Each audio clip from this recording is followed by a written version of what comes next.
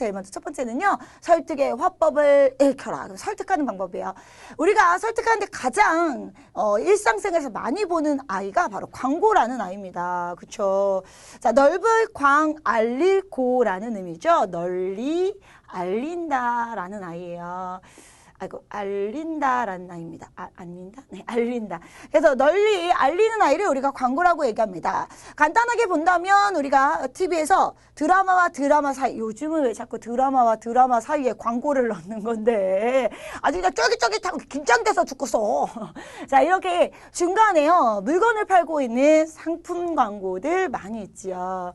자, 그리고 그 상품 광고들 안에서요. 당연히 우리 친구들에게요. 기업의 이미지를 팔고 있는 기업 광고가 있습니다. 우리가 상품 광고는 익숙하다. 운동화를 팔아요. 핸드폰을 팔아요. 그러니까 웬만하게 우리 친구들이 광고라고 얘기하는 아이들은 대부분 다 상품 광고예요. 근데 기업 광고가 있냐고요? 네, 있습니다. 혹시 우리 친구들 이 멘트 기억하시나요? 우리 강산 푸르게 푸르게. 띠딘 띠디딘 네, 이렇게 나오는데 네, 회사명은 모른다고 하더라도 우리 강산 푸르게 푸르게. 자, 이 말은 언젠가 들어봤었던 기억들이 있을 겁니다. TV를 보다 보면 TV 광고 속에서 이 광고도 같이 있는데요. 이건 그 기업의 기업 광고입니다. 실제로 이 기업에서는요, 뭘 만드냐면 휴지를 만드는 회사예요. 근데 이 광고 어디에도요, 휴지를 만든다는 의미가 하나도 없어요. 하나도 없어. 우리는 휴지를 만듭니다. 이런 게 없어. 근데 우리 강산 푸르게 푸르게랑 휴지를 만드는 거랑 또 무슨 관계냐 살펴보면요. 이게 옛날에는 그냥 휴지 만들었네. 똥 닦는데 신문지 구기는 것도 훨씬 더 쉽구만. 편하구만. 이래서 똥 닦았어. 그래서 휴지가 다 좋았지. 근데 이제 사람들이 먹고 살만해진 거야. 그러다 보니까 뭘 자꾸 생각하게 됩니까? 환경을 자꾸 생각하게 돼요. 환경을 자꾸 생각하다 보니까 우리가 똥 닦는 이 휴지 하나 만드는데 나무를 도대체 얼마나 많이 베는 거야 라고 해서 당연히 이렇게 휴지를 만들거나 종이를 만드는 회사들은 나무를 자꾸 베야 되는 환경을 무시하는 회사처럼 느끼게 되는 겁니다. 기업의 이미지가 좋을까 나쁠까? 당연히 나쁘겠죠. 그러니까 이 회사는요, 우리 강산 푸르게 푸르게 우리는 나무를 심고 있어요. 네, 이렇게 나무를 베고도 있지만 심기도 하고 있다. 그래서 우리 강산의 푸르름에 대해서 신경을 쓰는 회사입니다 라는 이미지를 계속해서 주고 있는 겁니다. 자, 이렇게 기업의 이미지를 생각하고 있는 광고도 있는가 하면 또 하나는 뭐냐면 이래도 담배 피시겠습니까? 막 이런 거. 아니, 담배를 파는 상품 광고도 아니에요. 그렇다고 담배를 팔고 있는 기업의 광고도 아닌데 도대체 누가 만들지? 공익광고협의회라고 밑에 나와요. 공익광고라는 것들이 있습니다. 공공의 이익을 위한 광고가 있죠. 자, 크게는 상업광고와 공익광고로 나뉘고요. 상업광고는 다시 상품광고와 기업광고로 나뉘게 된다더라라는 겁니다. 상품이나 서비스를 정보를 어떤 매체를 통해서 널리 알리는 것이 광고예요. 자, 이 광고는 당연히 설득을 하는 겁니다. 보이진 않지만 겉으로 볼 때는 제일 먼저 첫 번째 정보를 전달하는 것 같아요. 왜냐하면 봐봐. 자, 우리 이렇게 새로운 핸드폰을 만들었단다. 우리 핸드폰을 사면 우리 핸드폰으로 문자를 보내면 네, 뭐야. 스티커가 붙어. 막 이런 거. 자, 우리 핸드폰으로 사진을 찍으면, 실사하고 똑같아. 네, 막 이런 거. 자, 이렇게 정보를 전달해 주는 것 같지만, 그러니까 보이진 않지만, 결과적으로 이걸 딱 보는 사람 어떻게 해야 돼? 저 핸드폰 사야 되겠네. 그죠? 저 운동화 사야겠네. 막, 핸드폰 빨리 바꿔야겠네. 이번 기말 잘 보면 저걸로 바꿔달라 그래야겠네. 자, 이렇게 설득이 되는 거예요. 정보 전달을 목적으로 하는 것 같지만, 실질적으로는 설득이 가장 강한 목적입니다. 그렇기 때문에 설득의 화법, 설득의 말하기를 바로 광고를 통해서 얻을 수가 있는 거죠. 물건을 사고 싶다는 생각이 듭니다. 기업 광고를 보면 그 기업에 대한 이미지가 좋아지게 설득당하는 거예요. 우리 강산 푸르게 푸르게 하는 기업이구나 라고요. 그리고 공익 광고는요. 이게 물건을 사는 건 아니지만 그걸 보면서 어떻게 됩니까? 그죠? 깨달음 얻어요. 담배를 피우면 안 되겠구나. 안전벨트를 매야 되는 거구나. 자, 이런 것들에 대한 아이죠. 자, 그게 바로 광고입니다. 그래서 우리가 함께하고 있는 광고, 우리 교과서에도 광고가 나와 있었는데요. 물론 광고가요. 나와 있긴 하지만 주제를 찾는 건 어렵지 않아요. 다만 여기서 우리 친구들에게 시험 문제로 나오는 애는 뭐냐면 얘 주제가 뭘까요? 라는 것도 물론 나와! 근데 그걸 틀리는 사람은 눈을 뽑아야지. 그 정도 틀릴 거라면 시험을 보지 않겠다는 거지. 그지? 자, 시험에서 어려운 아이는 바로 이 설득 전략입니다. 설득의 화법을 배워야 되는 거잖아요. 어떻게 설득을 했느냐라는 거예요. 제일 먼저 첫 번째는 유명인입니다. 사람을 내세우는 건데 사람과 관련돼서는 두 가지. 유명인을 내세우는 방법이 있고 평범한 사람을 내세우는 방법이 있어요. 보통 우리가 30초의 미학이라고 얘기하는 TV 속 광고는 유명인이죠. 특히 선생님은 화장품 광고. 이쁜 여자들이 자꾸 나와. 그래가지고 자꾸 일어나도 이런 얼굴이래. 막 이러면서, 그죠? 네. 맨 얼굴로 나와도 이런 얼굴이래. 자꾸 이러는 거야. 그러니까 또, 저 얼굴을, 저 로션을 사가지고 밤에 바르고 자면 다음날 아침 나도 저렇게 김태희가 되는 건가? 나도 저렇게 전지현이 되는 건가? 라고 자꾸 생각을 합니다. 속는 거. 자, 이렇게 유명인을 내세워서 제품에 대한 호감도가 높아집니다.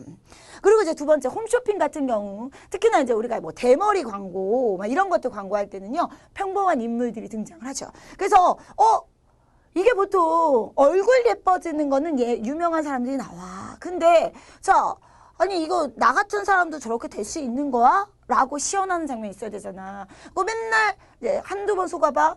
맨날 저렇게 연예인들 나왔고 얘기하는데 연예인들이 하니까 다 예쁜 거지. 연예인이니까 예쁜 거지. 쟤네는 저 로션 말고도 집에서 더 많은 화장품을 바르고 있을걸. 쟤네는 다 관리를 받고 있을걸 할까 봐. 아줌마가 나와갖고 비포 바르기 전과 바른 후 막 이런 것도 보여주잖아요. 자 이렇게 평범한 사람을 내세우면 공감 형성해요. 그렇죠. 나도 저렇게 얼굴에 기미가 많았는데 저거 바르니까 감쪽같네 막 이런 거. 자 이런 것들 느끼게 합니다. 그리고 친근하지요. 자 그 다음에요. 음악을 활용합니다.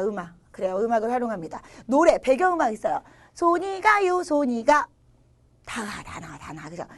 앞뒤가 똑같은 전화번호 다 나와. 자, 이렇게 배경음악은 아무래도 이렇게 후크송, 비슷한 아이들이 계속해서 비슷한 리듬이 반복되거나 비슷한 가사가 반복되거나 이렇게 되면서요. 자, 제품을 연상할 수 있게끔 노래만 딱 들어도 그 제품이 딱 생각날 수 있게끔 하는 자, 그런 효과를 가지고 있습니다. 그리고요. 익숙한 제품을 패러디하는 거예요. 그 얘는 어때요? 패러디라니까 아무래도 재미가 있어요. 위트, 익사 이런 것들이 있습니다. 그러니까 얘는 유머를 가지고 있는 거죠. 이런 유머를 바탕으로 제품을 쉽게 기억을 하도록 하더라라는 건데 예전에요. 이병헌 씨가 나와서 하는 휴대전화 광고가 있었어요. 근데 그 휴대전화 광고보다 더 기억 남는 건 그 휴대전화 광고를 패러디한 왕뚜껑이라는 라면 광고였습니다. 자, 이렇게 웃음을 이미 알고 있는 것, 이미 유명한 것을 패러디함으로써 사람들에게 웃기게 기억에 남는 자, 그렇게 되면 제품에 대한 인지도가 또 올라갑니다. 자, 이런 효과가 있고요. 또는 인상적인 이미지. 아무래도 고기 광고에서는 그렇습니다. 사람이 확 폐가 망가지고 있다거나 혀가 반쯤 잘린다거나 이렇게 인상적인 이미지를 두둥 주면서 이러면서 또 담배 피시겠습니까? 라는 걸 통해서 참신하죠. 신선하죠. 인상도 머리에 딱 남죠. 자 이런 것들을 준다더라라는 겁니다. 광고의 여러 가지 설득 전략 우리 교과서에 나와 있는 설득 전략들 함께 찾아보시는 거고요. 우리 교과서뿐만 아니라 우리가 이 부분에서는요. 예문으로 선생님이 원하는 그러니까 학교 선생님이 원하는 아무 그 광고들이나 보여줄 수 있어요. 그를 통해서 어떤 설득 전략을 사용했는지 우리 친구들 골라내도록 하는 문제까지 응용이 가능한 단원입니다. 함께 좀 살펴보셔야 될 필요가 있겠네요. 자, 그럼 이 광고는 어떤 기능이 있느냐? 긍정적으로는요, 이 아이가 정보를 전달합니다. 그리고 설득을 해요. 올바른 행동이나 가치관을 유도하면서 정보를 제공한다더라. 그런데 이 부정적인 기능들도 있어요. 이거 아니면 안 돼. 또는 여자는 무조건 예뻐야 된다더라. 라든 선입견 등을 심어줄 수 있고요. 그리고 잘못된 정보를 의도적으로 전달합니다. 그렇기 때문에 우리는요. 어떻게 광고를 볼 때는 비판적 생각을 하면서 읽어야 돼요. 혹시 뻥치고 있는 부분은 없는지. 자, 예를 들어 다이어트 광고 같은 것이 그렇겠죠. 자, 요거 일주일만 먹으면 그러면서 살이 빠집니다 라고 얘기하면서 굉장히 S라인의 몸매를 갖고 있는 사람이 나와. 그럼 마치 일주일만 먹으면 저 연예인처럼 살이 쪽쪽 빠져서 S라인을 마치 가지고 있을 것처럼 우리가 생각할 수 있어요. 근데 바보똥꾸 멍충이야? 일주일 만에 우리가 S라인 될 거면 대한민국 모든 여자들 다 S라인이야. 난 어쩌니? 막 이러면서 자, 이렇게 우리가 어때요? 과장된 건 없는지 뻥친 건 없는지 허위라고 합니다. 사실과 다른 것을 허위라고 하니까 허위, 과장된 것은 없는지, 또는 여자는 무조건 S라인이어야 하나요? 다이어트 약 꼭 먹어야 하나요? 그래서 날씬해야 합니까? 그럼 남자들은 다 초콜릿 복근이어야 될 거 아니야? 막 이러면서 자 이렇게 선입견, 편견을 심어주고 있는 건 아닌지, 여자들인데도 뚱뚱하게 그냥 있는 거야? 자 이렇게 우리에게 얘기해 주는 건 아닌지, 자 이렇게 우리가 내용을 생각을 하면서 읽어야 된다더라. 그 생각을 하라는 걸 어려운 비판적 읽기라고 얘기를 할 겁니다. 설득의 화법입니다. 설득하는 목적을 가지고 있는 글이 광고였어요. 설득을 하기 위해서 여러 가지 설득 전략을 사용하고 있기 때문에 읽으면서, 자 광고를 보면서, 자 우리는 혹시 잘못되게 설득되고 있는 건 아닌지 비판적으로 생각을 하면서 읽어야 된다는 것이 바로 이 글의 주제였습니다.